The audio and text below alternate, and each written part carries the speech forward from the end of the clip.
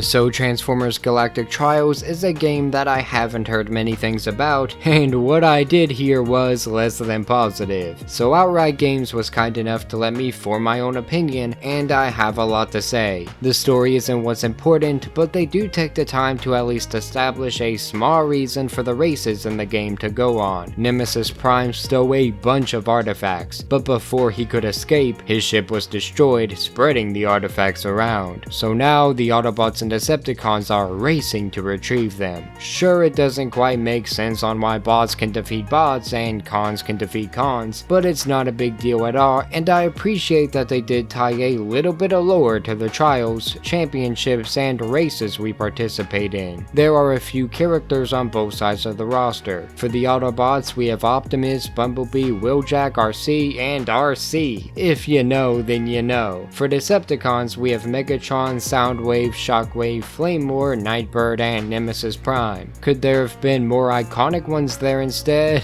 Probably.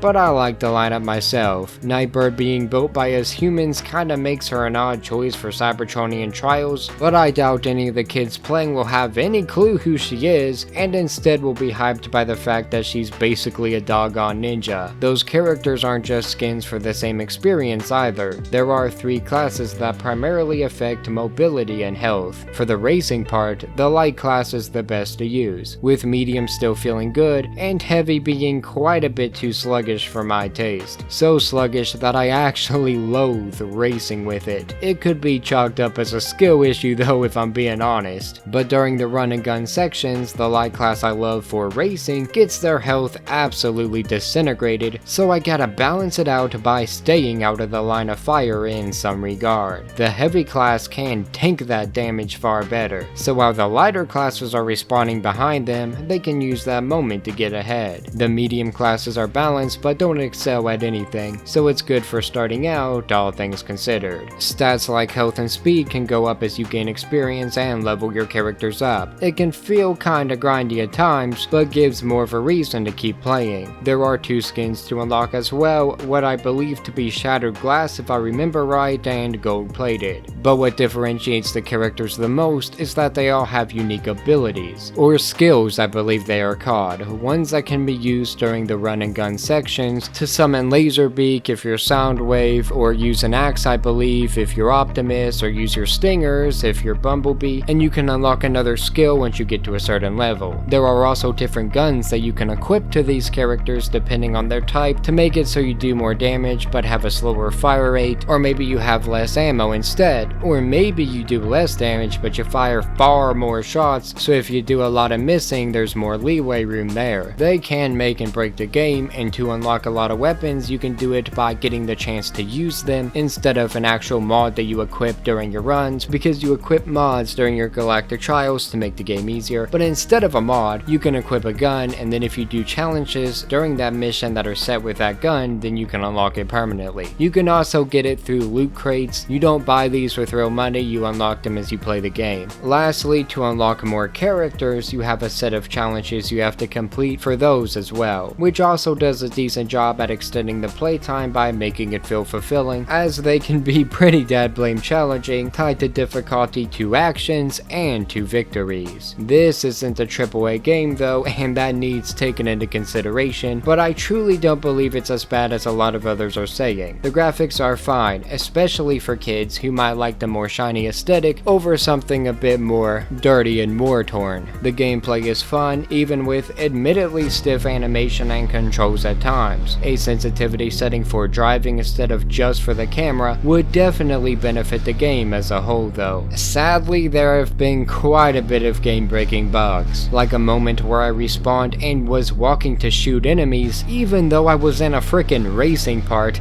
and needed to move fast. There was no way to get around it, no way to fix it, and it caused me a loss I otherwise wouldn't have had. The races are short, so things like that aren't a huge deal or anything, but since since there doesn't seem to be any real plans to update a fix, I feel obligated to point it out in case it's a deal breaker for you. It surprisingly wasn't for me, and with a couch co-op option, it would be fun to play with friends as well as with family. If you want a game to play with your kids, then this is definitely a recommendation for that. It has many different locations from the Transformers universe, characters that are iconic and others that are not so much. Regardless, this would be an awesome introduction to them that would open the door to exploring more about Transformers with people who don't know much about it. The shooting sections intertwined with the racing was one of the most unique things for me. It took me a moment to get used to it, I'm not gonna lie, but now that I am, I do love the flow of swapping back and forth, especially during a few levels on Cybertron. They are the best examples of this game at its best, and I will definitely be using them in reviews in the future, so be prepared for that. So yeah, I recommend it for Transformers fans, especially ones with friends and kids to play it with. On sale, it's a pretty fun experience for a racing game as well, with the shooting sections alone making it worth at least giving a try to see if the formula works for you. Just wait for a sale if you aren't planning on playing it with others, or just to experience Cybertron in a different way than you did in the Cybertron games. I appreciate the review key and truly hope updates come out that can make it a recommend without a sale. Just wishlist it on Steam or PlayStation and you'll get a notification on if it ever drops in price. Anyway, that's all I have to say. For more news, reviews, and whatever we choose, stay tuned to Nerdsfeed. Have a great day. Thank you.